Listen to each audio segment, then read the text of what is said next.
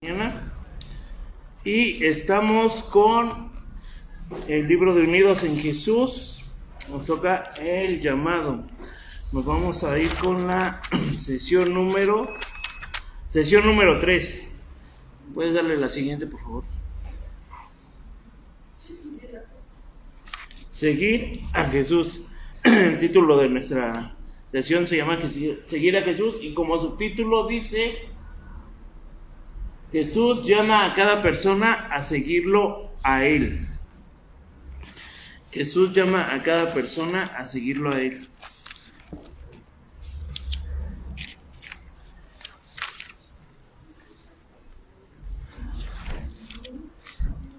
Vamos con la introducción. Pásame el libro, por favor.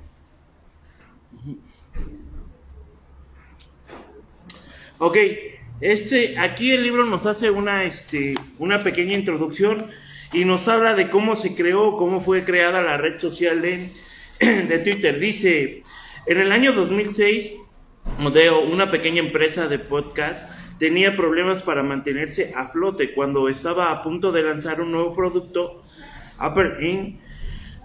salió con iTunes, que incluía un componente de podcast. Parecía que Odeo moriría incluso antes de tener la oportunidad de vivir de verdad.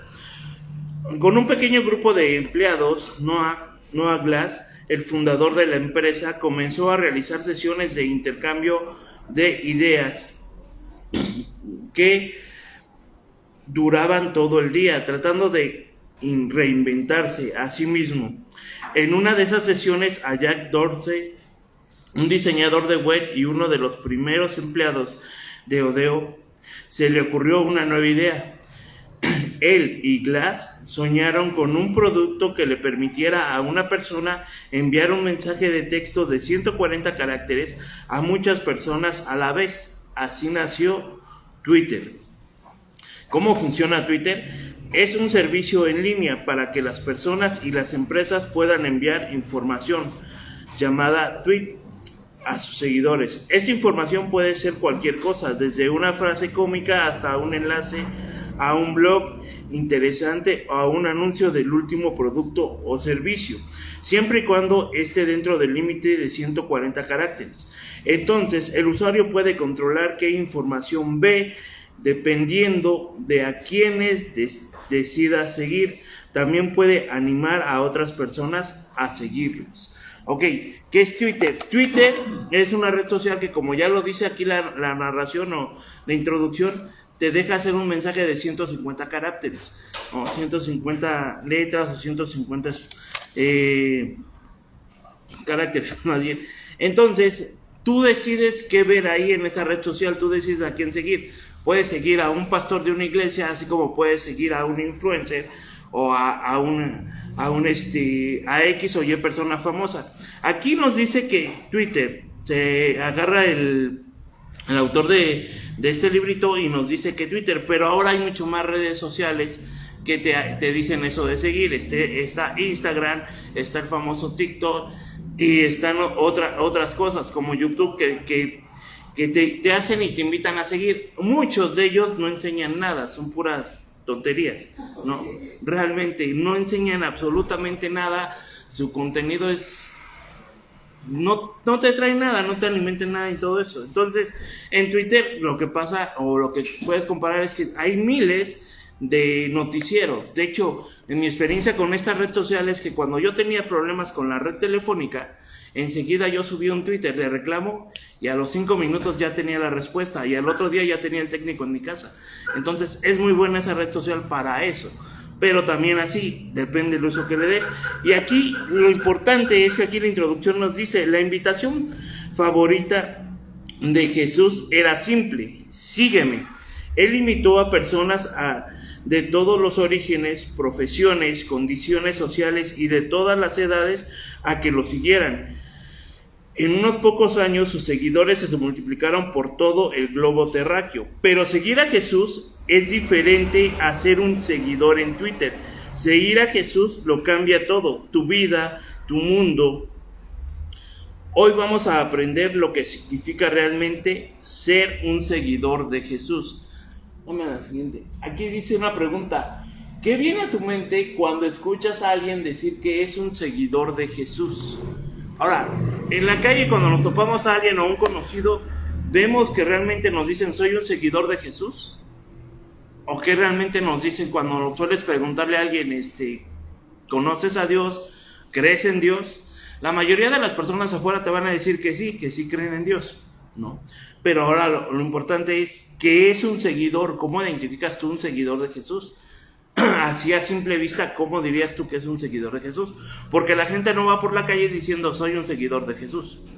Al contrario, incluso muchas veces los que nos congregamos ni siquiera tratamos de hablar de eso. O sea, muchas veces que mientras no sepan mejor, y mucho más en la escuela, ¿no? Que a veces nos da vergüenza, mientras no sepan que soy cristiano es mejor. Entonces, ¿qué viene a su mente cuando escuchan que alguien decir que es seguidor de Jesús? O más bien, ¿qué viene a su mente cuando escuchan a alguien decir que se congrega, que va a una iglesia? Ahora, hay un punto importante. Muchas personas te pueden decir que van a una iglesia, pero ¿qué tipo de iglesia? ¿No? Porque hay muchos, por ejemplo, una vez me topé con una situación ahí, que un chavo decía eso, que iba a la iglesia y que seguía a Cristo y todo eso, y te invitaba a sus eventos, pero eran estos eventos católicos, donde todo es permitido y todo bien. Ahora, ¿qué es un seguidor de Jesús? ¿Cómo identificamos realmente a un seguidor de Jesús? ¿Qué puede hacer? ¿Cómo creen ustedes que sería?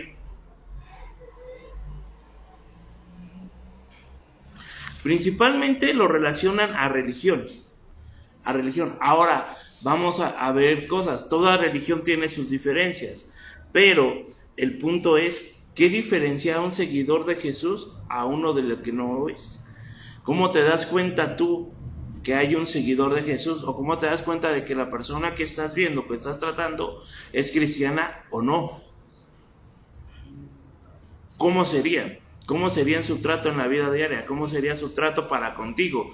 ¿Cómo es su trato para con los demás? Porque a veces son hay personas que son muy amables, demasiado amables, que hasta te causa envidia su carácter y todo eso. Pero a veces son personas que, como bien nos dicen, creen en otras cosas, creen en la madre naturaleza, creen en cuestiones ideológicas de nuestro mundo hoy, ¿no? Vamos a la siguiente pregunta.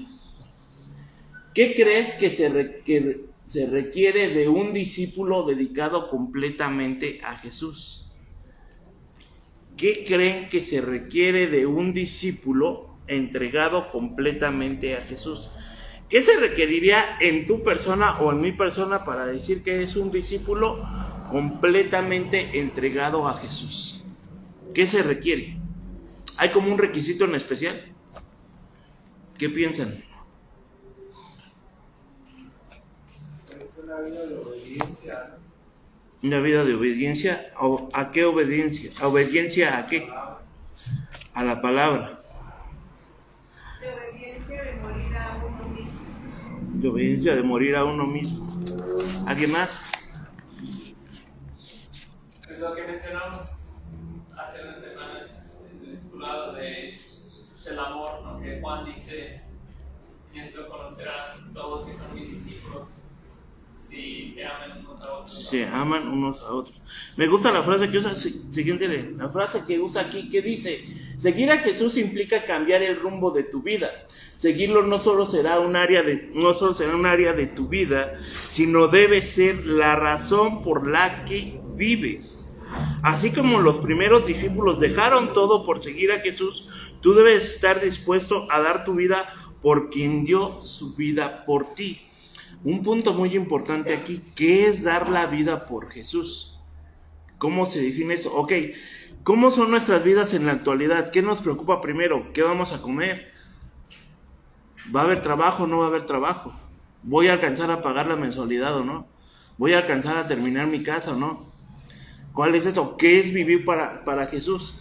¿Qué es el gran contraste de lo que vivimos hoy a lo que sería el vivir por Jesús, a lo que sería un discípulo de Cristo? ¿Qué nos preocupa antes? Aquí hace dice la frase, así como los primeros discípulos dejaron todo por seguir a Jesús. ¿Cómo fue eso que los primeros discípulos dejaron todo por seguir a Jesús? ¿Qué nos dice aquí? Vamos a continuar leyendo. Aquí el estudio vamos a ver el punto de conoce la historia. Dice, vamos a sus libritos, aquí déjame. Vamos a sus libritos. Dice, conoce la historia. Dice, la compañía mundial que hoy se conoce como Twitter comenzó en unas pocas personas que siguieron la visión y el sueño del fundador de esta compañía. Con solo unos años, Twitter se convirtió en un protagonista mundial configurado a nuestra sociedad, a la próxima generación. De manera muy similar, el movimiento cristiano tuvo un comienzo pequeño. Jesús llamó a unos pocos a que dejaran todo lo que hacían y se unieran a él para llevar adelante su visión, y el resto es historia. Vamos a nuestras Biblias, vamos a leer Mateo 4, 18 al 22.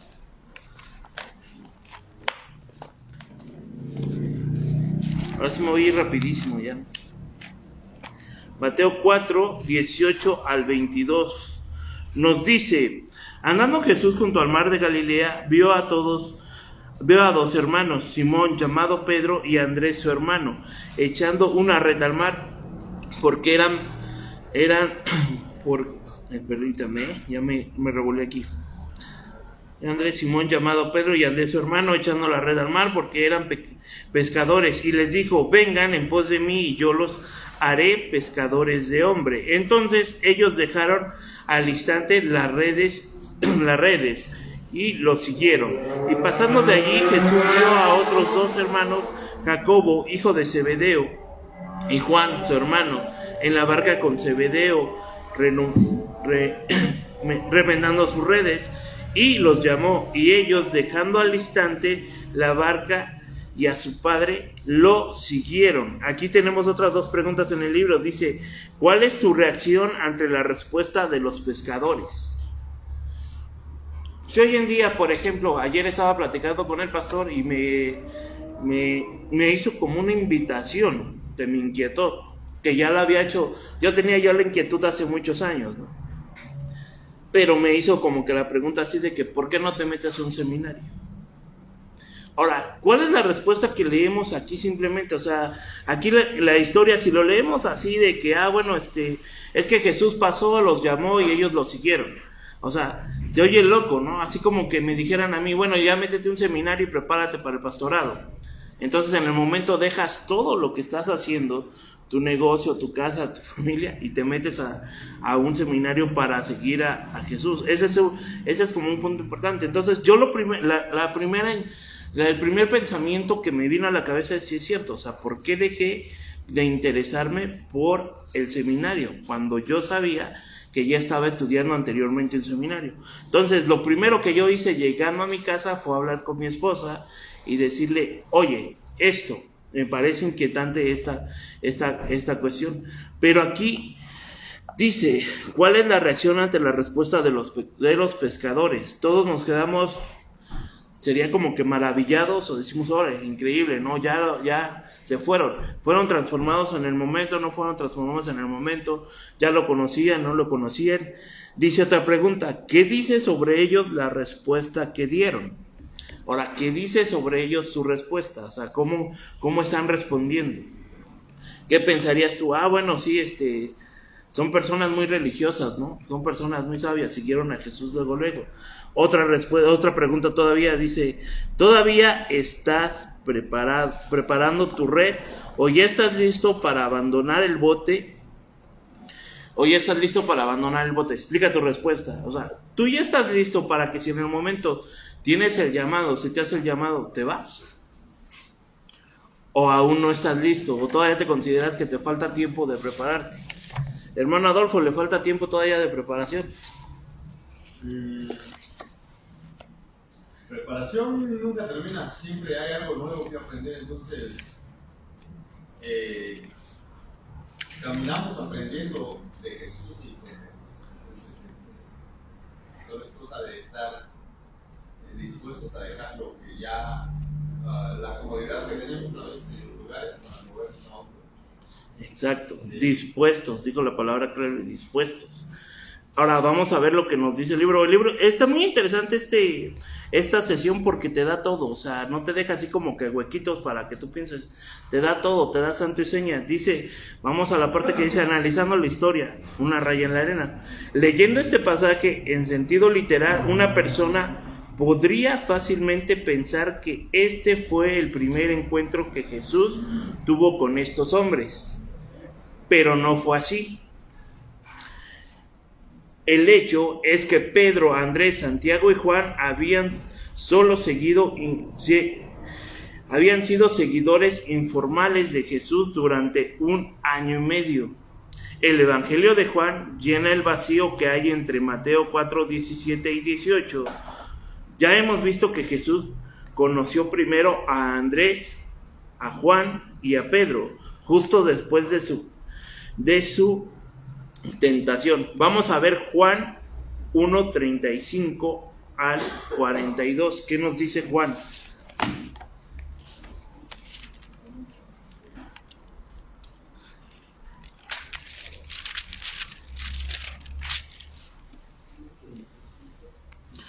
(1:35 al 42). A ver, ¿alguien que lo quiera leer? Al día siguiente, Juan estaba otra vez allí con 2 de sus discípulos y vio a Jesús que pasaba y dijo, allí está el Cordero de Dios. Y los 2 discípulos le oyeron hablar y siguieron a Jesús. Jesús se volvió y viendo que lo seguían les dijo, ¿qué buscan? Y ellos le dijeron, Rabí, que traducido quiere decir maestro, ¿dónde te hospedas? Vengan y verán, les dijo Jesús. Entonces fueron y vieron donde se hospedaba y se quedaron con él aquel día porque era como las 4 de la tarde. Uno de los 2 que oyeron a Juan y siguieron a Jesús eran Andrés, el hermano de Simón Pedro. Él encontró primero a su hermano Simón y le dijo, hemos hallado al Mesías, que traducido quiere decir Cristo. Entonces los trajo a Jesús. Jesús mirándolo dijo, tú eres Simón, hijo de Juan, tú serás llamado Cefas, que quiere decir Pedro. Ok, aquí estamos viendo que ya ahí fue el primer encuentro, ¿no? Dice, en ese momento estos hombres junto con Felipe y Natanael comenzaron a seguir a Jesús. Considere que estos fueron los primeros 5 discípulos de Jesús. Ellos fueron con él a Caná, donde Jesús realizó su primer milagro al convertir el agua en vino. ¿Dónde vemos esto? En Juan, vamos a Juan 2, del 1 al 11.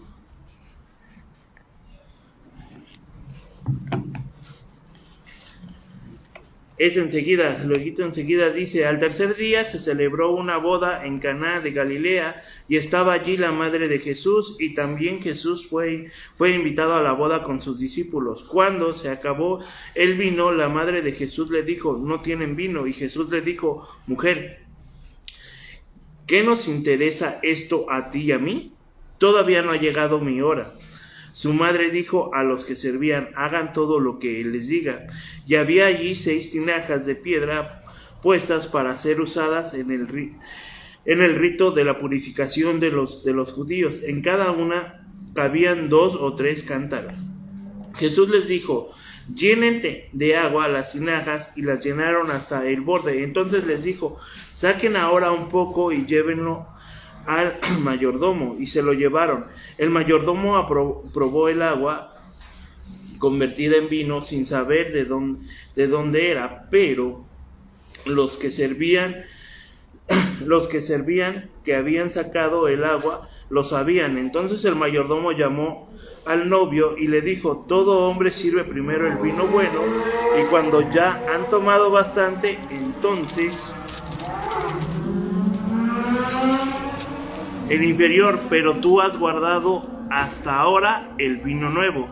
Este principio de sus señales hizo Jesús en Caná de Galilea y manifestó su gloria, y sus discípulos creyeron en él. Okay, aquí menciona también sus discípulos, las personas que ya lo acompañaban, que vemos esto que eran Pedro, y los demás creyeron en él. Pero esa parte de que creyeron en él se repite varias veces, no es que ya hayan creído completamente. Dice, después Jesús viajó con esos hombres a Jerusalén para celebrar la Pascua. Allí volcó las mesas de los campistas y se encontró con un fariseo llamado Nicodemo y conoció a una mujer samaritana en un pozo. Ok, estos 5 que ya lo acompañaban son los que vieron todo esto, y los demás que se iban uniendo a él en el camino. Es por eso que te digo que este estudio no te deja huecos, te da toda santo y seña de cómo van pasando las cosas, o cómo ya tenía Jesús seguidores y qué es lo que hacía. Dice, pero ahora, cuando ya había pasado más de un año, Jesús estaba listo para llamar a estos hombres a un nivel de compromiso mayor. Entonces, aquí nos dice el estudio que ya después, como de 1 año y medio, ya fue cuando los llama a un compromiso mayor. Cuando estos hombres están pescando, Jesús pasa y los llama y les dice, síguenme. O viene la famosa frase, y los haré pescadores de hombres. Es por eso que ya tienen una respuesta tan favorable, digámoslo así, o ya responden de esa manera. Mateo 4, 20 al 22 dice que al instante dejaron lo que estaban haciendo y siguieron a Jesús. Y una pregunta, ¿por qué crees que sintieron tal urgencia? Porque le habían oído de él. Ok, aquí otra pregunta cabe en nosotros. ¿Cuánto tiempo llevamos conociendo de las Escrituras? ¿Cuánto tiempo llevamos estudiando la Biblia? ¿Cuánto tiempo llevamos en una congregación? ¿Cuánto tiempo llevamos que nos están enseñando? Ahora aquí, seguro todos los que estamos aquí tenemos más de 1 año y medio en el Evangelio, por así decirlo. Ahora, ¿qué esperamos nosotros para hacer caso al llamado de Jesús de seguir? ¿Por qué? Porque fuimos creados para ser seguidores. Todos fuimos creados para ser seguidores. Pero, ¿qué es lo que seguimos? En este momento, en este preciso de momento, me gustaría que analizaras tu vida un poco y pensaras en qué estás siguiendo. ¿Qué es aquello que te importa? ¿Qué es aquello que se lleva el 90% de tu tiempo? ¿Qué es aquello que te está consumiendo?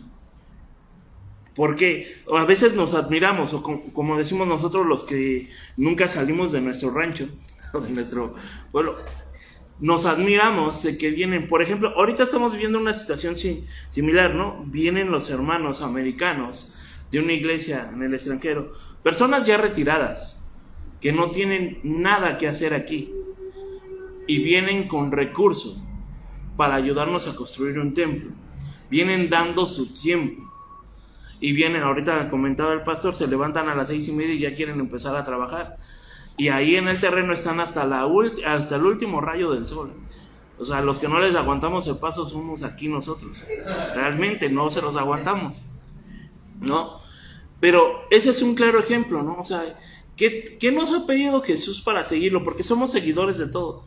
O bueno, tuvimos toda una semana de trabajo arduo.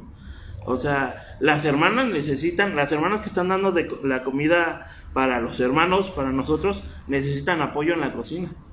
¿Quién dejó a un lado sus cosas para poder ayudar? ¿O preferiste quedarte a dormir en tu casa? ¿O solo vas a ayudar al que conoces? Porque me llevo con la fulanita hermana de tal, con ella le voy a ayudar porque ella me cae bien. No voy con la hermana porque no cocina bien, van a hablar mal de mí. O sea, son cuestiones que a veces nos detienen a nosotros para servir al Señor. Pero ¿qué estamos esperando? ¿Cuánto tiempo más queremos de conocer a Jesús? Queremos ver, si se supone que hemos creído en el Evangelio, somos salvos, quizás ya hemos nacido de nuevo. Entonces, ¿qué esperamos nosotros para dar ese paso de compromiso?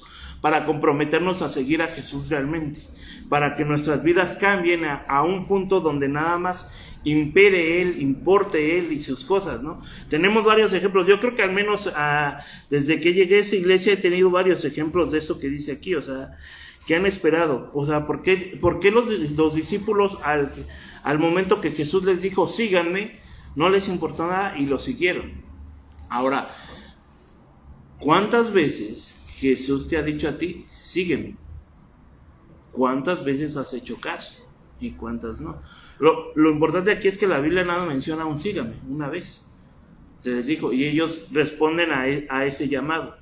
nosotros en persona, si lo contextualizamos o vemos, lo aplicamos a nuestras vidas, ¿cuántas veces hemos hecho caso de esto? ¿Cuántas veces hemos dicho, sí, voy a seguir a Jesús, no me importa esto, no me importa lo otro?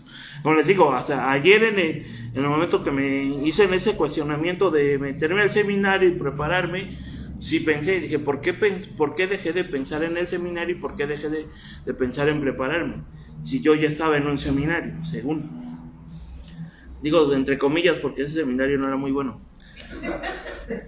Pero, ¿qué me hizo? Me hizo volver a recordar eso. Y créanme que lo primero que llegué a decirle a mi esposa en ese momento es esto: nos tenemos que preparar para servir al Señor. Eso.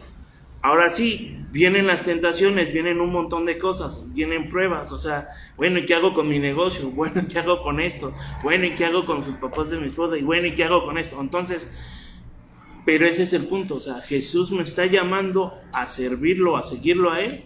¿O me está llamando a preocuparme por lo demás? Dice la palabra, buscar primero el reino y todo lo demás será añadido, ¿no? O sea, la palabra nos enseña claramente, dice, ¿por qué te afanas por el día que viene? O sea, bástale al día su propio afán. Cada día va a tener su propio afán, no te tienes por qué preocupar por qué comerás mañana o qué vestirás. O sea, la palabra es clara en eso, pero muchas veces se nos va. Ahora te digo, somos seguidores, somos creados para seguir. ¿Qué estamos siguiendo? ¿A qué le damos más tiempo? Le damos más tiempo a ver una película, a ver una serie. Ah, mira, esta serie está bien buena. Es la Biblia. Sí, pero ¿por qué no lees la Biblia? ¿Por qué no estudias mejor la Biblia en vez de estar viendo una serie que se refiere a eso? ¿No? ¿Cuánto tiempo perdemos en otras cosas, siguiendo otras cosas y no haciendo caso a lo que es la palabra de Dios? O sea, hace unas semanas dije que el estudio que tocó era sobre la Gran Comisión. Ir y hacer discípulos. ¿Cuántos estamos dispuestos a ser discípulos? Han pasado 15 días, 20 días, una semana. ¿Cuántos discípulos ya tienen? ¿A cuántas personas se están formando? ¿Cuántas personas ya han conocido de la palabra del Señor por medio tuyo? Ah, no, es que fulanito de tal ya escuchó, hasta sabe más Biblia que yo, sí. Pero tú le puedes compartir algo, le puedes enseñar algo. Porque no es un erudito en la palabra. Yo creo que nunca vamos a llegar a ser eruditos en la palabra o tener un profundo conocimiento de la palabra, a menos que el Señor nos diga, pero eso va a ser en su segunda venida. Y me llama la atención porque el siguiente es un discípulo que hace discípulos. A ver, dame la siguiente diapositiva, a ver si creo que sí la metí. Un discípulo que hace discípulos. ¿De qué manera estás disponible para responder a ser capacitado? ¿De qué manera? O sea, cuando se acerca un hermano y te dice, oiga, abrimos un estudio, o sea, ¿estás disponible a darle ese tiempo y a decir, ah, bueno, sí? O se acerca un hermano y, hermano, vamos a leer tal libro, ¿qué le parece? Vamos a estudiarlo. ¿Qué días tiene tiempo? Incluso el hermano a veces te dice, disponiendo su tiempo para ti, ¿qué días tienes tiempo? ¿No? Estás diciéndote al hermano, bueno, yo voy a hacer el tiempo para poder que aprendas. ¿De qué manera estás disponible para responder a ser capacitado? ¿Por qué? Porque necesitamos ser capacitados para ser discípulos.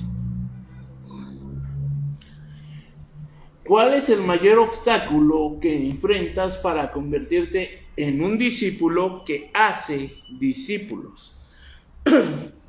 En esta sí me gustaría escuchar sus respuestas, porque muchas veces nos hacen preguntas y nada más nos quedamos callados y nos quedamos con lo mismo. ¿Cuál es el mayor obstáculo que enfrentan para convertirse en un discípulo que hace discípulos? Enfermedad y no poder salir. Ese es un gran obstáculo, que ha buscado opciones, ha orado con el Señor para preguntarle cómo le hace, ha tenido la oportunidad de que se acerque a alguien a usted. Digo, tenemos muchas maneras, el Señor nos va a dar sabiduría para poder hacerlo. Ok, la hermana Selene dice que tiene un obstáculo muy grande y entendemos porque pasa grandes cosas con su enfermedad. Ahora, ¿cuáles de los demás cuál es el mayor obstáculo que tú crees que enfrentas para convertirte en un discípulo que hace discípulos? Un punto muy importante que yo he visto, por ejemplo, con usted, o sea, usted puede ser de gran testimonio para la vida de ciertas personas, de más personas que están pasando por lo mismo que usted está pasando. O están pasando, ¿por qué? Porque sin dudar a cuentas, yo se lo dije una vez, o sea, usted es como que inyecta fe a los demás al verla aquí. Porque a pesar de lo que está pasando, está haciendo, se esfuerza y el Señor le da fuerzas. Entonces, una persona que puede que esté dudando de su fe, o puede que esté dudando por problemas de salud o algo, puede ver que usted está aquí. Y eso es glorificar a Dios, porque es Dios el que le está dando la fuerza para estar aquí, para estarse preparando. Esa es una manera de capacitarse y es una manera de hacer discípulos. Usted se puede acercar a una persona con el mismo problema, 5 o 10 minutos, y dar un testimonio de que el Señor puede hacerlo. Porque al final de cuentas, yo la conozco desde tiempo atrás, ¿no? Y el Señor no la ha dejado, el Señor la ha tenido de pie. Y sabemos que en nuestras oraciones, que el Señor ha respondido esas oraciones también, porque hemos orado en fe, pero esa es una manera, o sea, el Señor la tiene aquí, y es una manera de que puede hacer discípulos, se puede seguir capacitando para hablarles a otras personas con su situación, que lo puede hacer. Pero ¿qué hay de los que no estamos enfermos, de los que tenemos mucho tiempo? ¿Qué hay de los que nos desgastamos en otras cosas? Preferimos dormir, levantarnos tarde. ¿Qué tanto nos importa Cristo? ¿Qué tanto nos importa la iglesia? Porque una cosa, hermanos, podemos caer en un punto en el que solo venimos a la iglesia porque es cómodo. Porque me llevo bien con el pastor, porque ya conozco al pastor David, porque me llevo bien con el hermano Adolfo, porque estamos bromeando a cada rato. Es que hace un pan bien bueno, es que los lleva los miércoles. No, ¿cuál es el punto? ¿A qué venimos a la iglesia? ¿No? ¿Cuál es el mayor obstáculo que enfrentas para convertirte en un discípulo que hace discípulos? Punto. Primero tenemos que ser discípulos. El Señor Jesús primero quiso, discipuló, enseñó, formó. ¿Cómo lo hacía? ¿De qué manera? Cuando tú lees las parábolas en los evangelios, se vas a dar cuenta que el Señor, que en cierto punto sus discípulos se le acercan y le preguntan: Señor, ¿qué quisiste decir? ¿Y qué hace Jesús? Se da el tiempo y les dice, primero como que los regaña, ¿no? ¿No entiende? Pero enseguida les explica, con piedritas, con manzanas, paso a paso, qué es lo que quiso decir en la parábola. Por ejemplo, la parábola del sembrador. Este es el que predica, este es esto. Entonces, eso es lo que hace Jesús. Tú te puedes dar cuenta cómo discipulaba Jesús de esa manera. Enseñaba a la multitud, pero aparte, cuando sus discípulos le preguntaban, Él les decía, les enseñaba. Ahora, todos tenemos ese tiempo. Aquí en la congregación la predicación es para enseñarte, para que te alimentes, sí. Pero ¿te has acercado a alguno de los líderes de la congregación y le has preguntado si te puede enseñar algo? ¿Te has dado el tiempo de decirle, oiga, quiero que se me forme, quiero aprender exégesis, quiero aprender a hacer un estudio inductivo? Oiga, pastor, ¿sabe qué estuve leyendo en la semana y no entiendo esta parte de la Biblia? ¿Me podría ayudar con eso? O nos cerramos a ese punto de que, bueno, ya leí, ya no pasa nada. Entonces, ¿cuál es nuestro mayor obstáculo que estamos enfrentando? Nada más una persona me respondió, nadie me ha respondido de los demás. No pienso avanzar hasta que me respondan. Yo pienso, para mí es que no me importa suficientemente las personas. Prefiero mi tiempo, mi comodidad. O sea, si soy brutalmente honesto, es eso, que si realmente me importara más los almas de las personas, pues haría el esfuerzo, daría lo que tenía que dar para ser discípulo. Y en el fondo es que pues sí me importa, pero no lo suficientemente para sacrificar tiempo y dinero y todo eso. Exactamente, y tocaste un punto muy importante. No me importa el amor por los demás, qué tanto amamos a los demás, o qué tanto criticamos a los demás. Es que el hermano fulanito de tal siempre llega tarde. Es que esto, es que lo otro. ¿Cómo nos acercamos a ellos para ayudarles?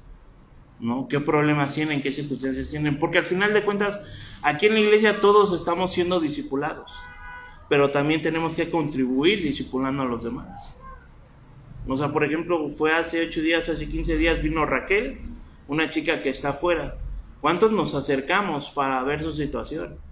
Porque llegó a la iglesia, se celebró la Santa Cena, la chica no se acercó a tomar Santa Cena y todo eso.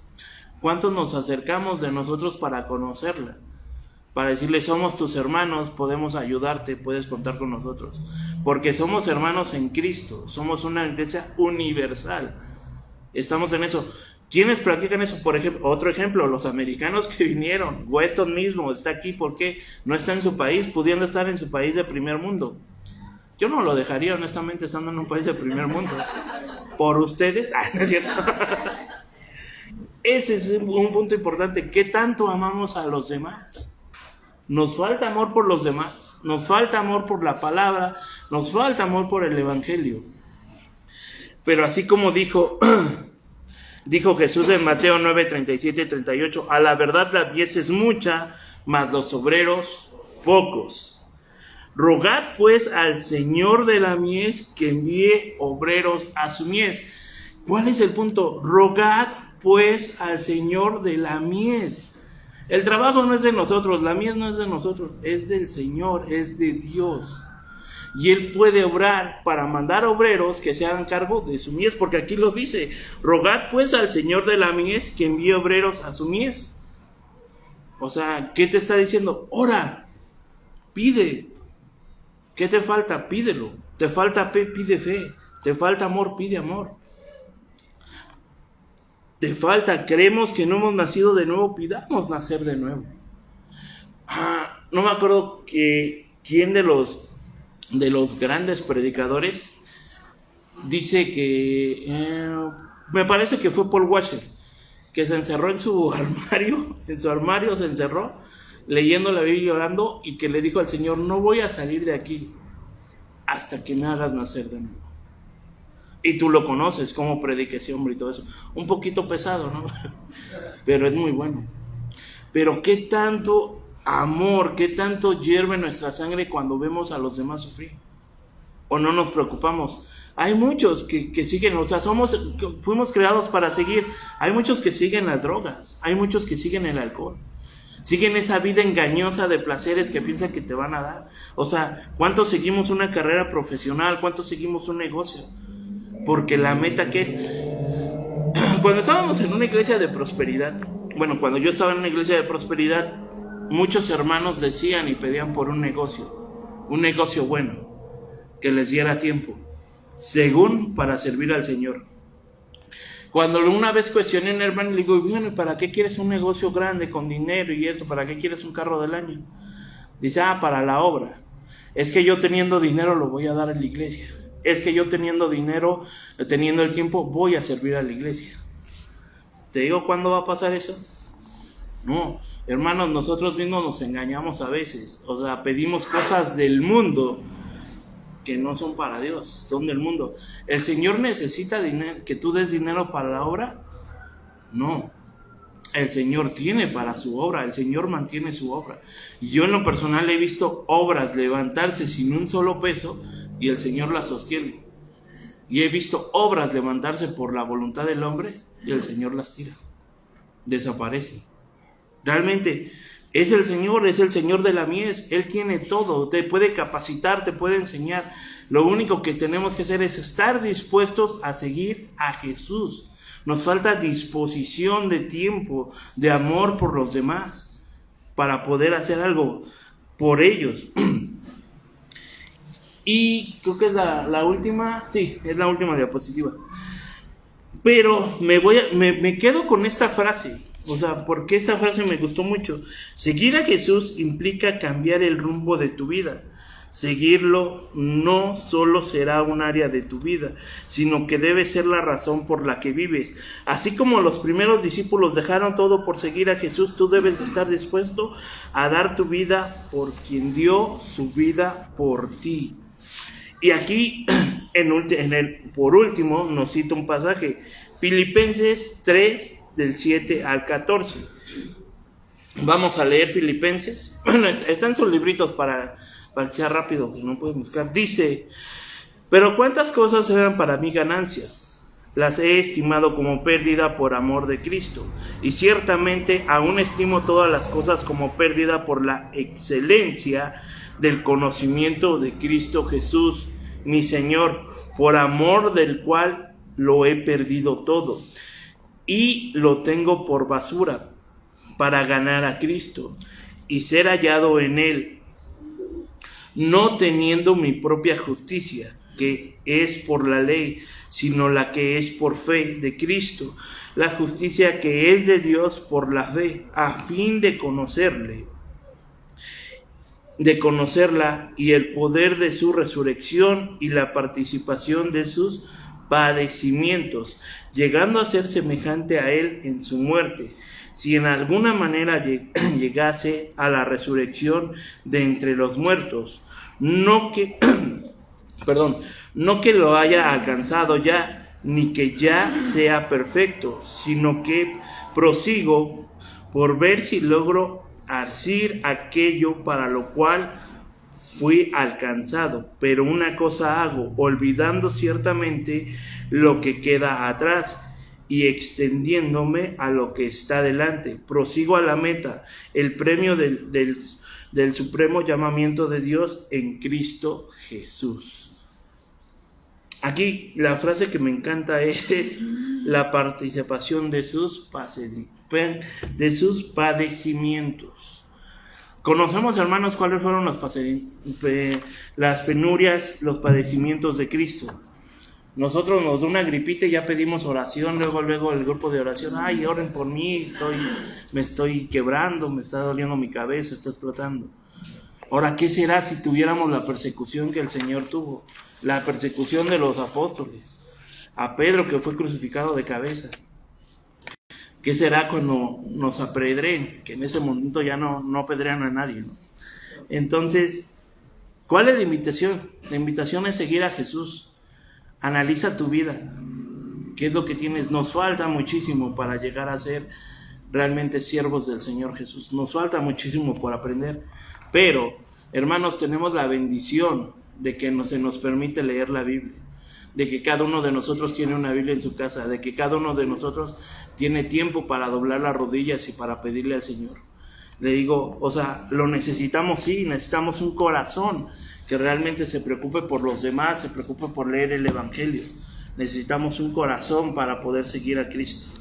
Entonces, ese es el tema de hoy, y seguir a Jesús. Vamos a orar, hermanos. Padre, te doy gracias por permitirme dar ese estudio, Señor. Gracias, Padre, porque tú has hablado a mi vida, Señor, y tú has hecho un llamado, Señor, a mi vida, Señor.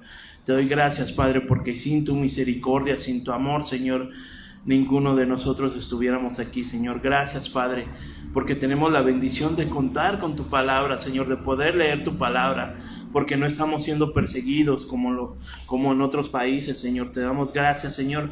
Te pido, Padre, que tú nos ayudes, Padre, a tener un corazón transformado, Señor.